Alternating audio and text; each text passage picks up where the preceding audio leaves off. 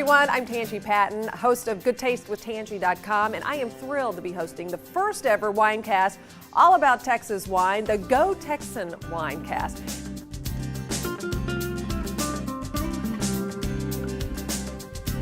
You're going to learn a lot about Texas wines, things you never knew before. Lots of different grapes are produced in Texas. It's a multi-million dollar, even billion-dollar industry for the state.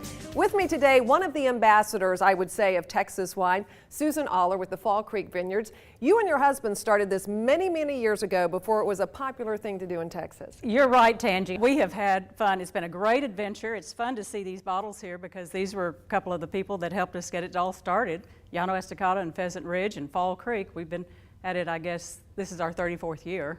Now you all, when you all started, I guess the constants in terms of varietals, the Chardonnay. Well, actually, we started with a lot of the varieties that are coming back now that they're like some of the French-American hybrids. We experimented with those first, and we've planted Cabernet, Merlot, the Bordeaux varieties, Chardonnay, Sauvignon Blanc, Chenin Blanc, those traditional grapes that you see and from regions all over the world.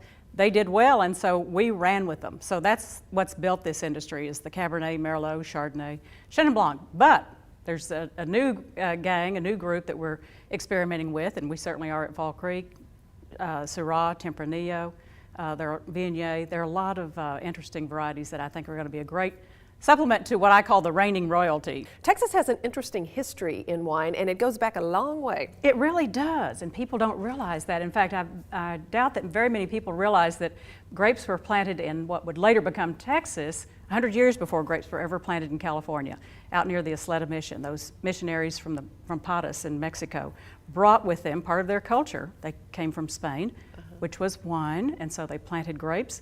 There was a handful of us in the mid-70s that decided to give it a try. And wine tourism has become a huge part of the Texas economy. Oh, absolutely, and that's very important for us as individual wineries.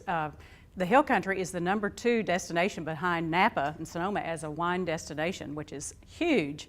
And we haven't minded that publicity one bit because it's lovely to get people. I always say if we can get the visitor or the guest to get their toes in the vineyard, then they have a true experience and they really see what we're all about and feel our passion and taste our wines. We have 7 wine trails. Yes, 7 wine trails. So no matter where you live in the state, there's a great area to visit and wonderful winemakers and winery growers that really want to introduce the public to what they're doing, their passion. What do you see for the future? You know, the growth has been phenomenal the last 5 to 10 years. What do you see, say, 10 years from now? I would say in 10 years, 3 to 5-fold increase perhaps in production, hopefully. Do you have a favorite? Well, of course. I know what you're going to say. Fall Creek, and yes, I agree, it's good. You know, our top of the line is our Meritus, and it's heretofore been a blend of the Bordeaux varieties. And Peregrine Hill is the smaller boutique arm of St. Genevieve, so people should look for that. What about with the whites? We've got Pheasant Ridge Chardonnay, and Pheasant Ridge and Llano and Fall Creek were 3 of the early ones, so we go back 30 years. Look for Spicewood Sauvignon Blanc. They do very well. This is a great lineup. Fall Creek, Llano, Pheasant Ridge, Spicewood.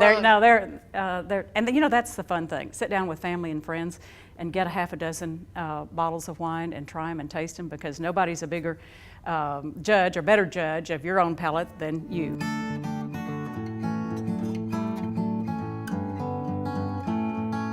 Thanks so much for joining us today for the Texas Department of Agriculture's GO TEXAN WineCast. And remember, the next time you're at the grocery store, a restaurant, or maybe your favorite wine store, ask for a Texas wine.